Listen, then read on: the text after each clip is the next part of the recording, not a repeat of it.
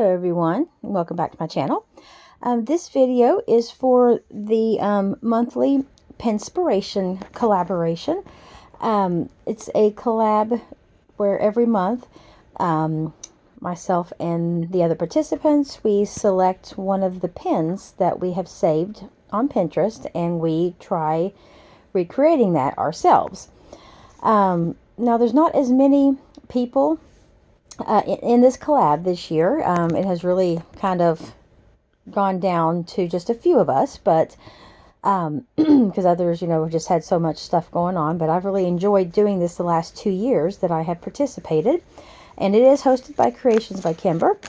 And I will have everyone's links down below for those that are participating, and also I will have the link to my project, to the pin that I followed to create my project. Now I went with a crochet project this time around because for the today is Friday. This past Tuesday I had my power that came back on in my house after being off for 8 days, so I had been staying with my mom and dad in the evenings just so I could go, be able to just shower and have electricity for just to be in the lights and in the heat and everything. I stayed there just in the evenings, and then so I couldn't do things in my craft room, but I did manage to, over a couple nights, make this little project. So the project is called the Watercolor Landscape Chalette. I think that's the right name. It is a project by Fiberflex. I absolutely love her channel.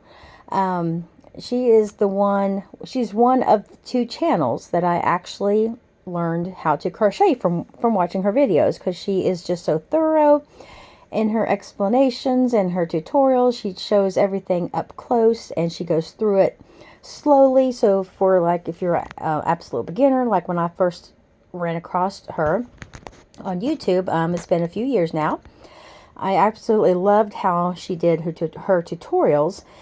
She showed how to do a slip knot really up close and slowly. She showed how to do the magic circle, or the magic ring as some people call it. So she is a good one, and I will have the link to the pin in the description below. I actually ended up going to her YouTube channel and finding the tutorial so I could just kind of see it in person, because I do better as visual than written, like in crochet in particular. But this is the yarn that I used. Now she used a totally different yarn, but I just went ahead and I had this in my stash. I actually had taken this yarn with me, and I didn't have any clue what I was going to do with it. But I just started looking on Pinterest, and I ran across her project. This is a yarn by Yarnby, and I'm pretty sure this came from Hobby Lobby. And this is called Sugar Wheel, and it's Key Lime Kisses. And it's just a medium weight yarn, and there's all the information. This is all the yarn that I have left. It was 355 yards. You can see right there. And I used all, but I don't know if I could get one more row on the edge of the, on my last row. I was kind of afraid of getting halfway or 2/3 of the way across and then having to take it out. So I thought, well, I can just make some pretty flowers or something little with this. So I have a little bit left over to do something with. But anyways, this is my very first shawl that I've ever made. It's actually a shawlette. Now in her tutorial, she did put a little button right here in the corner so it would stay on. But I love how this looks. I need to block it so that it stays. This bottom wants to curl up there, but it is really, really soft, and it's warm, and it's nice size. It just kind of drapes over the shoulders, and I love the collar pattern. It's the self-striping yarn, so it went from this really dark purple into well, this looks more hot pink here, but it's actually more of a mauve in person. and then this sort of coral color, then this yellow, and then there's a couple shades of green here, and this is a pale, like a sort of darker to medium to light green, and then it goes back to these purples. And I thought that was absolutely gorgeous. Let me see if I can get it. See, there is the project. It's a very nice size. Hi, Missy. And so that is the pin that I actually made this time around. So I will have the pattern, or the link, listed down below.